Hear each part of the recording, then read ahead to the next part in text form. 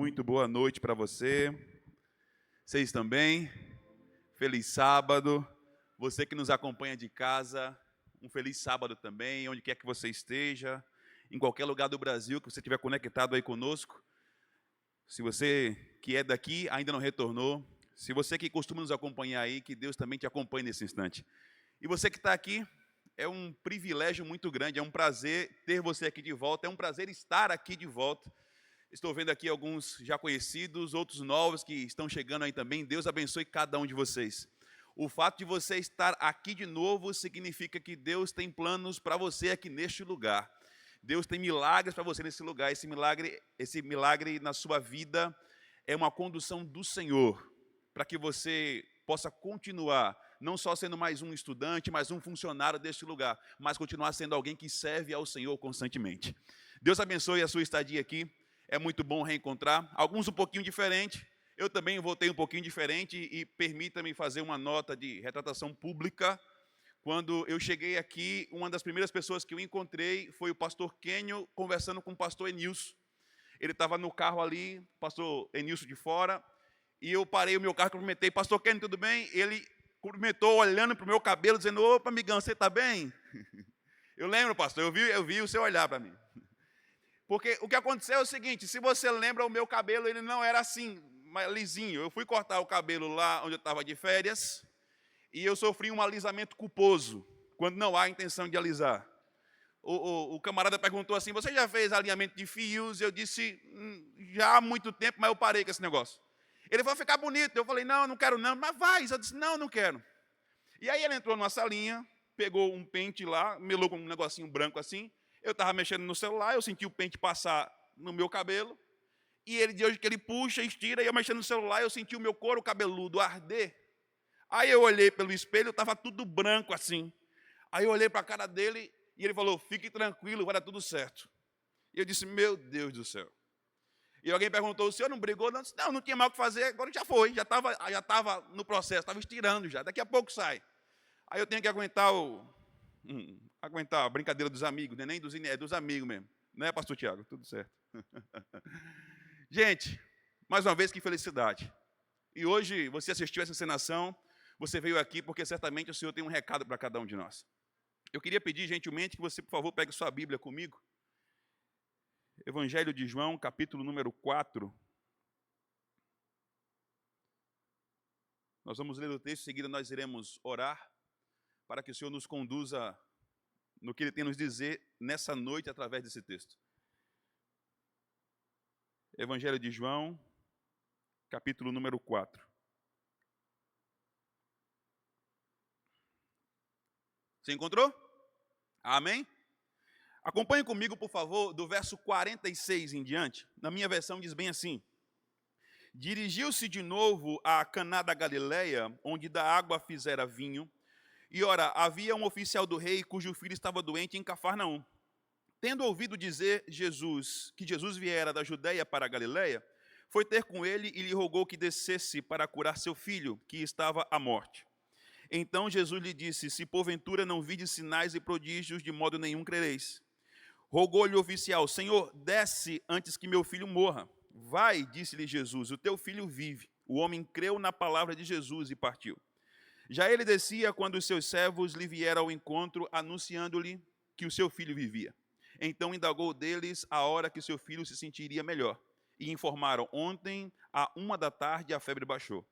Com isto reconheceu o pai ser aquele precisamente a hora em que Jesus lhe dissera, teu filho vive, e creu ele e toda a sua casa. Foi este o segundo sinal que Jesus fez depois de vir da Judeia para a Galileia. Feche seus olhos, ore comigo. Senhor nosso Deus e poderoso Pai, nós estamos aqui nas primeiras horas do sábado, e nesse instante nós abrimos Tua Palavra. Nós já cantamos, nós já nos entregamos por inteiro ao Senhor. E agora pedimos que essa palavra venha de encontro às nossas necessidades. Que o Senhor fale através dela, em nome de Jesus. Amém. Eu não sei se você já orou muito tempo por um milagre, ou quanto tempo você já passou orando por uma coisa que você queria muito. E sabe, às vezes a gente quando quer muito uma coisa, depois que tem essa coisa, a gente descobre que talvez não fosse aquilo que a gente queria. como uma criança que passa em frente a uma loja e quer muito um brinquedo e fica pedindo o tempo todo, por muito tempo, aquele brinquedo, e depois que consegue, brinca uma semana, 15 dias, e depois deixa o brinquedo para lá. Tem milagres que Deus concede, tem milagres que Deus desespere, e tem milagres que Deus nunca vai nos dar. Porque Ele nos conhece mais do que nós mesmos nos conhecemos. Só que o Evangelho de João, quando ele começa a relatar as histórias, João tinha um objetivo. E o objetivo de João já é dito no primeiro capítulo, no primeiro verso. No princípio era o Verbo estava com Deus e o Verbo era Deus. João escreve o seu Evangelho para dizer que esse Jesus que veio até este mundo, ele não é simplesmente um homem, ele é Deus representado em figura humana. E para representar isso melhor, João é o evangelista que mais vai escrever milagres dos 4 evangelistas. Quem mais relata milagres é João. E ele ainda termina o seu livro dizendo o seguinte: estes são alguns dos sinais que Jesus fez. Se eu fosse escrever todos, não ia caber. Esses são alguns. E João chama os milagres de sinais por um motivo. Porque simplesmente o milagre não é a coisa mais importante. Ele é de fato um sinal. Imagine que você está vindo de Feira de Santana para cá e tem uma plaquinha que indica Unhaene a 2 quilômetros, tem umas indicaçõezinhas no caminho. E quando você chega aqui, você não chega dizendo que saudade eu estava daquela placa que eu encontrei lá na BR-101, não. Porque a placa ela indicava o caminho que você tinha que chegar. E o milagre ele é uma placa que indica até Jesus. Primeiro, milagre não salva ninguém. Salmos capítulo 78 relata que o povo do Egito que saiu para Canaã foi o povo que mais viu milagre. E quantos entraram? Milagre não salva. Segundo, se o milagre for a coisa mais importante, então Jesus fez muito pouco. Porque nem todos os cegos voltaram a ver, nem todos os mortos ressuscitaram, nem todos os paralíticos voltaram a andar. Os milagres que Jesus faz são um sinal que aponta para algo muito maior. E essa história aqui que você e eu lemos não é simplesmente um milagre da cura de um oficial. Essa história envolve fé, essa história envolve uma aplicação para nós, inclusive nos dias de hoje. Para o momento que nós estamos vivendo agora. Em João capítulo 4, diz que a informação chegou lá em Cafarnaum. Jesus já estava ficando conhecido. O evangelista diz que esse aqui foi o segundo sinal que Jesus fez desde que voltou para lá. Só que olha o cronograma. Jesus está num casamento em João capítulo 2. Ele faz a água virar vinho. E eu imagino na minha cabeça, óbvio, o seguinte. Alguém que estava nessa festa chegou em casa contando, você não sabe o que aconteceu. Lá o vinho acabou, mas tinha um homem lá, eu não sei o que foi que ele fez. Ele fez algo diferente e a água virou vinho porque o vinho tinha acabado. Eu não consigo explicar a história. E aí passa um tempinho, Jesus vai ao templo. Quando ele chega no templo, tem uma máfia dos vendedores dentro do templo. Você também conhece a história, ele começa a expulsar todo mundo de lá. E talvez alguém que estava no casamento, está lá no templo e diz, olha, foi esse aí que fez a água vinho. E agora ele está purificando este lugar. Será que esse homem não é de fato alguém diferente? E a notícia de Jesus começa a se espalhar. Ele vai depois para um lugar onde ele encontra uma mulher no poço. A conversa dele com essa mulher faz essa mulher sair dando testemunho para todo mundo. E a fama de Jesus vai se espalhando, se espalhando. A ponto que quando ele volta para Caná da Galileia, a notícia vai se espalhando. E Jesus está em Caná, o lugar que ele fez aquele milagre. E a notícia chega em Cafarnaum para esse oficial do rei. Um oficial que talvez já tivesse tentado de tudo para curar o seu filho. Nós não estamos falando de alguém sem recursos. Nós estamos falando de um oficial do rei. Alguém com recursos, já foi em tudo que era médico. Já viajou para vários lugares. Mas não encontrava solução. E de repente na cabeça dele vem o seguinte pensamento. Olha, tem muita gente falando desse tal de Jesus. Eu de verdade não sei se ele pode curar. Mas ele começa a traçar um plano. E se eu pegar o meu cavalo aqui, acelerar, porque meu filho está à beira da morte, eu chego lá, faço o pedido para ele. Se ele topar vir comigo, chegar até aqui e curar o meu filho, então eu vou crer que ele é quem estão dizendo que ele é.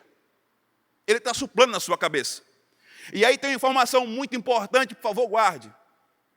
De Cafarnaum para Caná da Galileia são 25 quilômetros. 25 quilômetros. Eu já fiz uma caminhada de 25 quilômetros com o clube. Dependendo do ritmo do grupo, você pode gastar entre 6 a 8 horas de caminhada. 6 a 8 horas. Só que esse camarada, ele estava com um pouco de pressa. O seu filho estava com febre. Ele não sabia mais o que fazer. Ele estava desesperado, então ele não ia devagar. Ele não ia tranquilamente. Ele ia o mais rápido que ele pudesse. Segundo detalhe, o oficial do rei não andava a pé. Ele tinha um cavalo e não era qualquer cavalo. Então, a gente já imagina que, pela pressa que ele está, pelo desespero da cabeça dele, ele vai pegar o cavalo, vai subir e vai ao máximo que o cavalo puder. 25 quilômetros. Então, imagina que ele reduziu o percurso que seria de 6 horas, o tempo do percurso, que seria de 6 horas para 1 hora. Ele chega rapidinho, são 25 quilômetros. Um cavalo que pode chegar, sei lá, a 30 quilômetros por hora. E aí ele chega lá e começa a procurar Jesus. Ele vê uma multidão e é fácil achar. Só que vamos lá, volta um pouquinho de novo. Lembra o cargo desse homem? Ele é um oficial do rei. O oficial do rei é alguém que está acostumado a dar ordens. Imagina o caminho inteiro ele vindo e pensando no seu plano. Se ele vier comigo, eu vou crer nele. Se ele nem quiser vir, eu já vou saber que ele é um charlatão. Ele precisa subir nesse cavalo, ele precisa vir comigo, ele precisa curar o meu filho. Aí eu vou acreditar. Eu vou dar uma ordem bem direta para ele. E ele começa a pensar com sua autoridade. E interessante, o texto, ele faz um pedido quando ele chega lá, e o pedido é, Senhor, desce. Só que sabe, no original essa palavra está no imperativo, é desça. É uma ordem. Venha. Eu não sei se você entendeu. Esse cara chegou para Deus, dizendo o que Deus tinha que fazer para resolver o problema dele. E a gente olha para isso e fala, nossa, que ousado. Só que nós fazemos a mesma coisa. Nós chegamos para Deus em oração, já com a solução. Como se Deus não soubesse o que Ele tem que fazer para resolver os problemas. Ah, Senhor, porque eu preciso de tanto. Então me arruma tanto. Ah, Senhor, resolve isso até amanhã. Ah, Senhor, me manda um sinal desse jeito. Ah, Senhor, é essa pessoa aqui que eu quero. Ah, Senhor, é tal solução que eu desejo. E, queridos, nós não temos orado, nós temos aberto OS para o céu. Nós temos dado ordem de serviço para Deus. Só dado o comando. Esperando que o Senhor realize de boa vontade um comando como se Deus não soubesse o que tem que fazer. Ei, quando foi que você começou a pensar que a tua solução era melhor do que a solução de Deus? Quando foi que você começou a pensar que você tinha um plano muito melhor para resolver o problema? O livro de Isaías diz, com quem tomou Deus conselho? O Senhor não precisou de conselheiro para construir esse mundo inteiro tão complexo. Você acha que Deus vai precisar da tua opinião, o Senhor vai precisar da minha opinião para realizar um milagre? Deus não precisa da sua opinião, Deus não precisa do seu plano.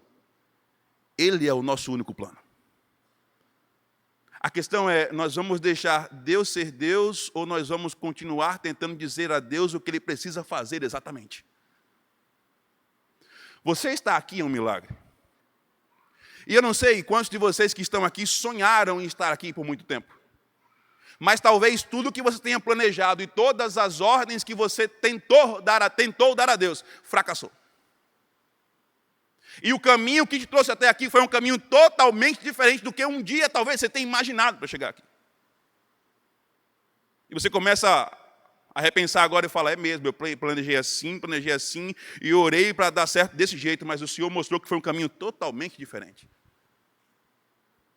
Sabe por quê? Porque não é você que está no controle. Não é você que comanda. O Senhor que está no controle das nossas vidas. E no dia que nós entendemos isso, tudo vai ser diferente. O milagre que você tanto espera, talvez não tenha acontecido ainda, porque Deus está esperando você parar de tentar mandar nele. E só aceitar a vontade dele. Você parar de querer as coisas do jeitinho que você acha que é.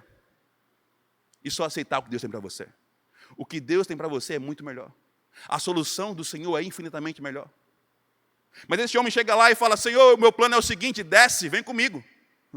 O Senhor vai subir nesse cavalo e nós vamos, rapidinho a gente chega lá.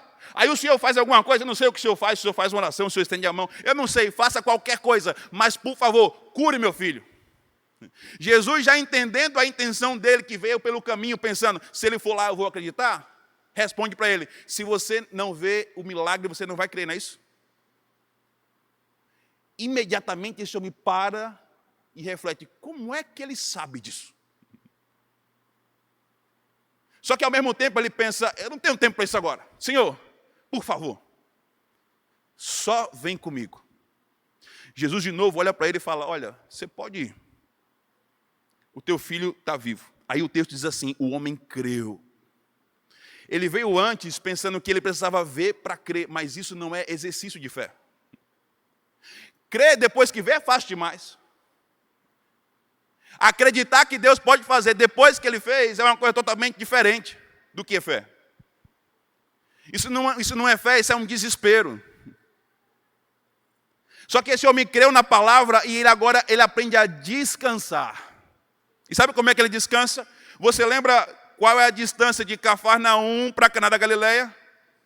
25 quilômetros. Daria quanto tempo a cavalo? Eu coloquei 1 hora. Vamos colocar 2 para ficar mais, né?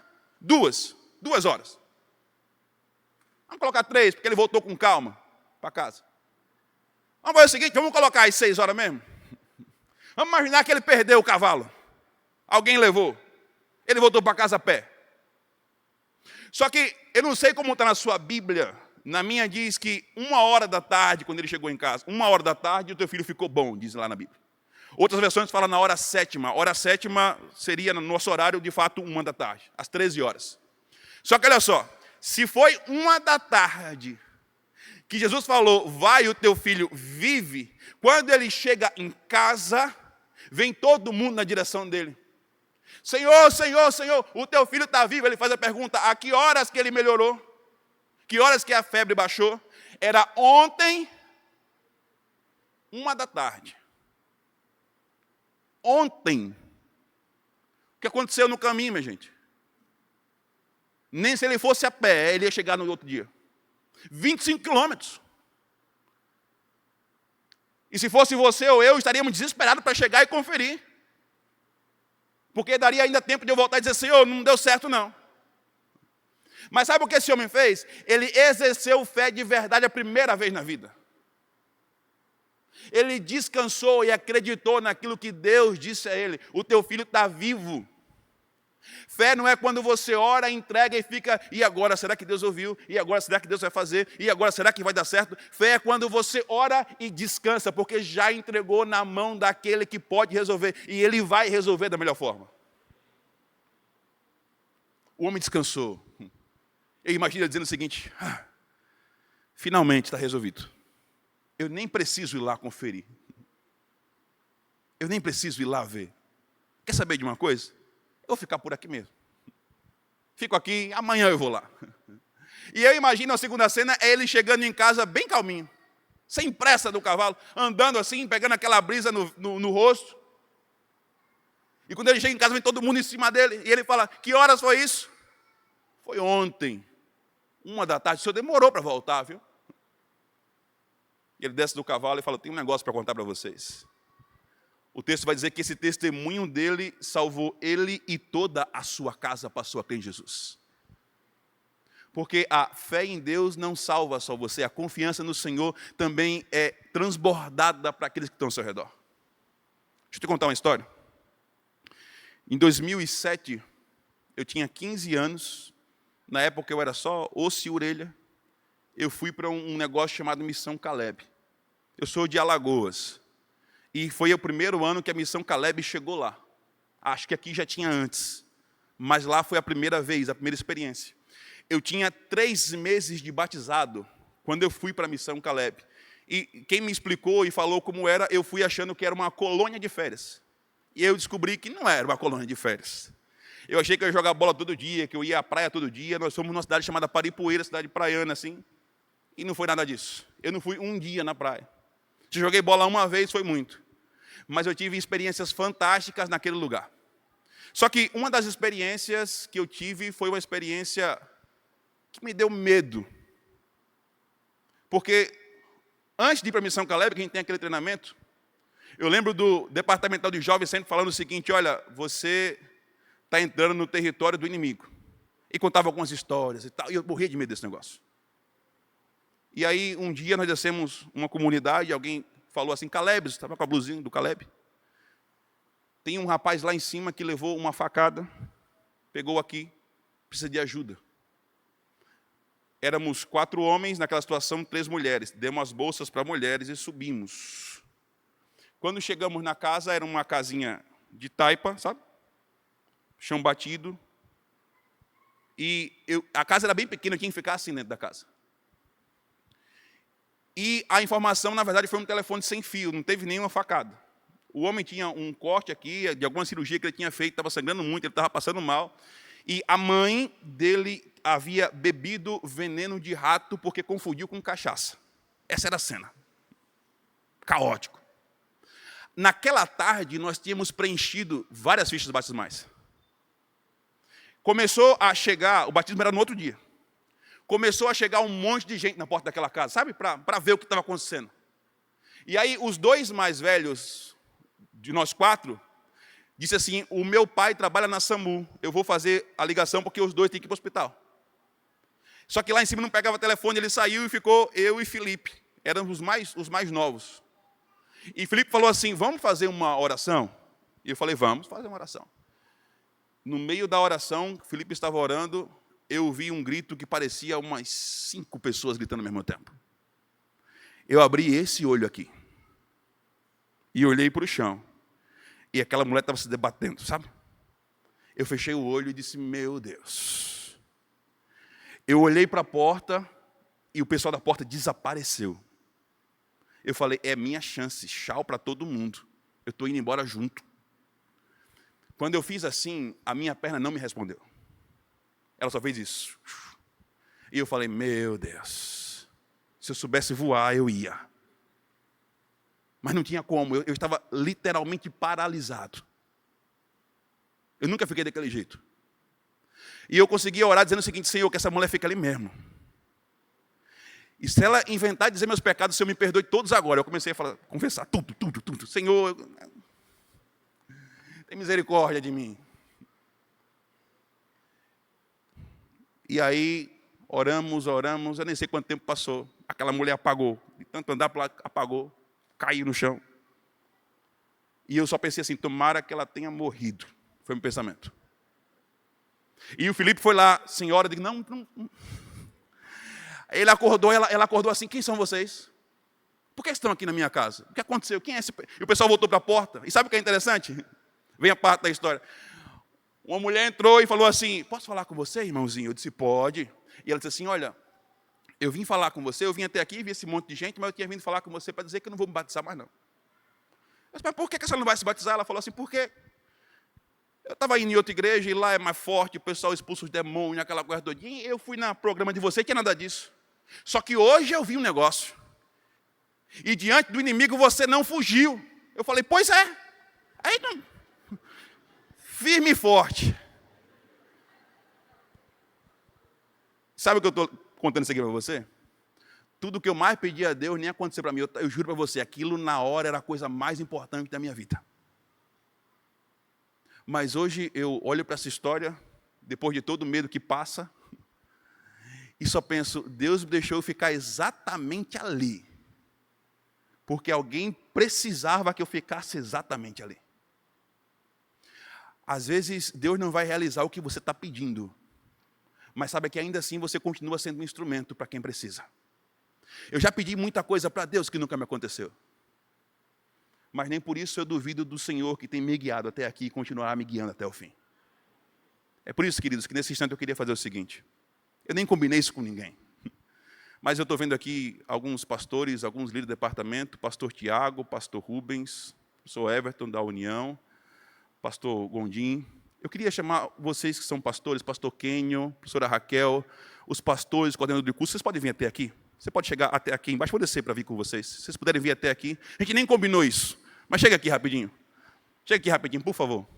Você que é coordenador de curso, você que é pastor dessa instituição, você que lidera algum departamento aqui, vem até aqui, você pode chegar até aqui. Eu pedi para você chegar até aqui, o pastor Joel está ali. Se tiver mais alguém, pode vir que eu não esteja enxergando.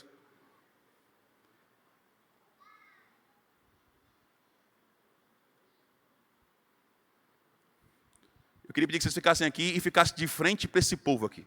De frente para eles. Pode chegar para cá. A gente ensaiou tudo isso aqui antes. Pastor William. Querido, sabe por que essas pessoas estão aqui? Eu tenho certeza que um dia essas pessoas sonharam, não sei se sonharam em estar aqui, não sei se sonharam em estar em outro lugar.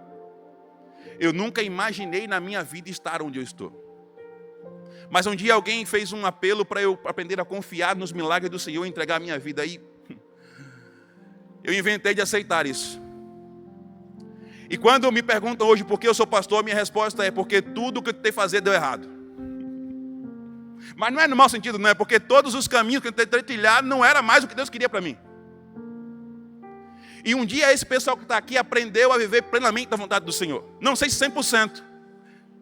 Se sim, louvado seja Deus. Eu ainda estou aprendendo a chegar no meu 100%. Mas eu tenho certeza que você olhando para eles e conversando com eles, você verá a história de milagres, história de renúncia, coisas que precisaram deixar para trás, para poder estar aqui servindo a Deus. Mas ao mesmo tempo, se olhar para eles e pela expressão deles, certeza que nenhum deles se arrepende de estar onde estão hoje. Porque eles já entenderam, não sou eu quem manda é o Senhor. E eu queria te fazer um convite então, para que você também entenda e reconheça que quem manda não é você. Enquanto você tentar fazer as coisas do seu jeito, não vai dar certo. Enquanto você tentar mandar OSs para o céu, para que o Senhor resolva o jeitinho que você planejou, esquece. Então, querido, larga a mão do controle. Larga a mão de dar ordem para o Senhor. E a única coisa que você tem que fazer é, Senhor, o Senhor já sabe o que é. Eu confio na direção que o Senhor vai tomar para a minha vida. Nós iremos ouvir um louvor aqui agora. Eles já estão aqui na frente. E saiba que cada um deles é como um guia, um líder para você que está aqui chegando. Tem muitos outros ainda. Mas se você tem o desejo de confiar plenamente no Senhor, não só este ano, mas todos os dias da sua vida a partir de agora, dizer, Senhor, eu confio nos teus planos, eu não preciso crer para ver, toma tudo o que há em mim, deixa eu confiar na tua solução para a minha vida. Então, em nome de Jesus, enquanto você escuta esse louvor, eu queria te convidar a sair de onde você está e vir até aqui à frente. Esse grupo está aqui para te receber, para te dar um abraço e para dizer que você não está sozinho nessa jornada. Deus tem uma jornada onde você vai encontrar pessoas para te acompanhar e pessoas para te ajudar na confiança no Senhor. Em Deus nós confiamos e no Senhor nós cremos que tudo dará certo, não conforme a gente pensa, não conforme a nossa vontade, mas conforme o querer do Senhor. Se você quer fazer essa entrega hoje, enquanto você escuta esse louvor, vem até aqui. Nós queremos te receber, nós queremos te dar um abraço, nós queremos orar com você.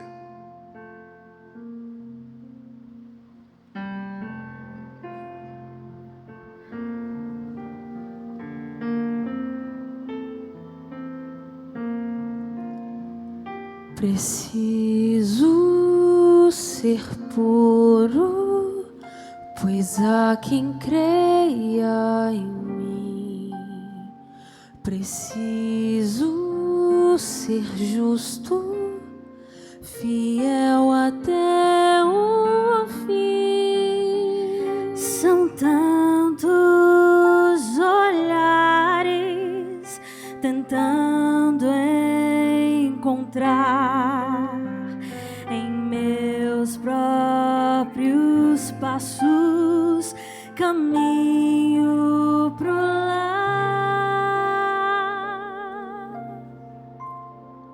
Preciso ser forte, pois muito a quem enfrenta buscar de joelhos poder para andar. São tantos pesares e o mal a rodear que nada no mundo desvie o meu olhar. Meus lábios são teus, são tuas as minhas mãos, meus pés onde queiras ali estarão, e que ao meu redor conheçam o Deus a quem sirvo e saibam que vivo meus dias inteiros pra ti. Meus sonhos te entreguei, meus bens, meu futuro, pra estar onde pedes, pra ter o que deres, pra ser o que queres, por seres meu Deus. Meus lábios são teus, são tuas as minhas mãos, meus pés onde queiras ali estarão, e que ao meu redor conheçam o Deus a quem sirvo e saibam que vivo meus dias inteiros, e saibam que vivo meus dias inteiros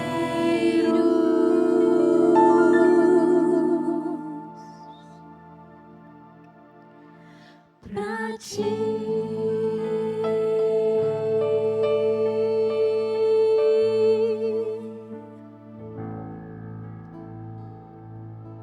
Aquele homem volta para casa bem tranquilo.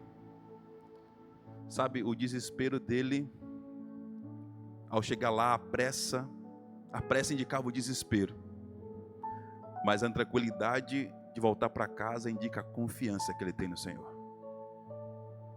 Descanse no Senhor, confia. Deus tem soluções melhores que as suas. Deus tem soluções melhores que qualquer pessoa aqui. O Senhor vai te levar para lugares que você nunca nem imaginou. Mas você precisa deixar nas mãos do Senhor e descansar. Feche seus olhos, vamos orar.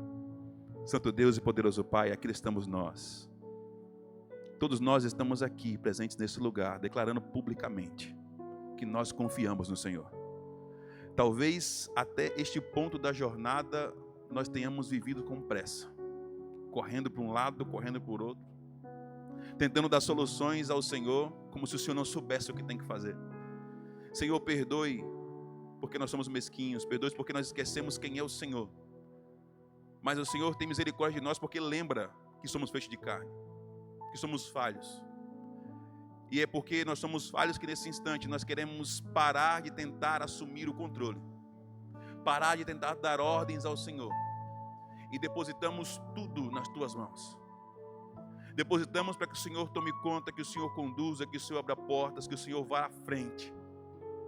E ao fazermos isso, Senhor, por favor, coloque em nós, através do Santo Espírito, o descanso pleno, que demonstra essa confiança que temos no Senhor. Porque já entregamos, e se entregamos para Ti, é o Senhor que vai resolver, é o Senhor que vai fazer. Eu não sei o milagre que cada um aqui precisa, mas o Senhor que sonda os corações, que está aqui em nosso meio, conhece cada um. Então, Senhor Deus, que a tua mão poderosa, no tempo que o Senhor sabe que é o melhor, para a solução a qual o Senhor sabe qual é a melhor, possa se cumprir na nossa vida, de acordo com o teu propósito, de acordo com a tua vontade e de acordo com o teu plano para a nossa salvação. Por isso, mais uma vez, te digo, entregamos ao Senhor o nosso coração. Cuide dele, nos dê o descanso e a confiança plena no Senhor. Em nome de Jesus. Amém, amém e amém. Dê um abraço, está do seu lado. Que Deus abençoe cada um de vocês.